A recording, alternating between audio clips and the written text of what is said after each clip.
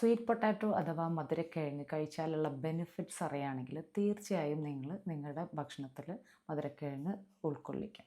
മധുരക്കിഴങ്ങ് ഒരു നല്ല ഇമ്മ്യൂണിറ്റി ബൂസ്റ്ററാണ്.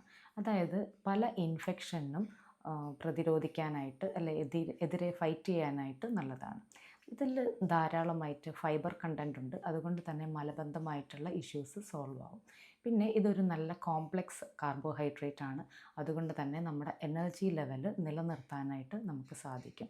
ഇതിൽ ലോ ഗ്ലൈസെമിക് ഇൻഡെക്സ് ആയതുകൊണ്ട് തന്നെ നമ്മുടെ ബ്ലഡ് ഷുഗർ ലെവൽ കുറയ്ക്കാനായിട്ടും സാധിക്കും. ഇത് നല്ല ഒരു ആൻറ്റി ഓക്സിഡൻ്റ് ആണ്.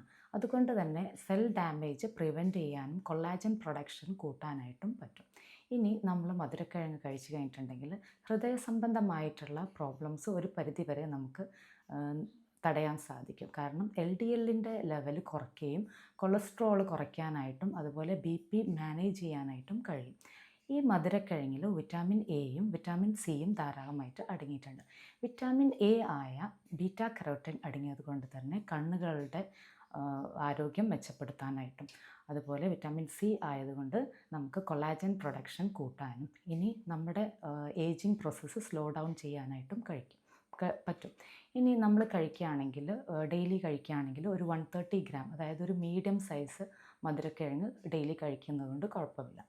എന്നാൽ സ്ഥിരമായിട്ട് കഴിക്കുകയാണെങ്കിൽ ഇതിൽ ഈ 130 ഗ്രാമിൽ കൂടുതലായിട്ട് കഴിക്കുകയാണെങ്കിൽ ബീറ്റ കരോട്ടിൻ അടങ്ങിയത് കൊണ്ട് തന്നെ വിറ്റാമിൻ എ ഓവർലോഡ് ആവാനും അതുപോലെ നമ്മുടെ ഗ്ലൂക്കോസ് ലെവൽ ബ്ലഡിലെ ഗ്ലൂക്കോസ് ലെവൽ സ്പൈക്ക് ചെയ്യാനായിട്ടും ചാൻസ് ഉണ്ട്.